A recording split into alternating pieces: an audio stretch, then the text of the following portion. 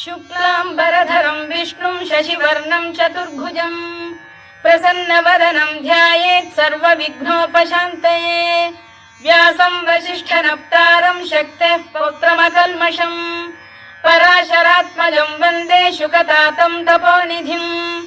व्यासाय विष्णुरूपाय व्यासरूपाय विष्णवे नमो वै ब्रह्मनिधये वासिष्ठाय नमो नमः।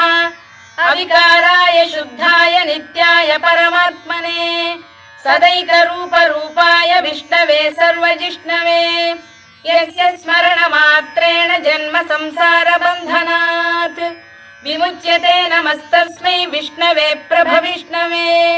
ॐ नमो विष्णवे प्रभविष्णवे।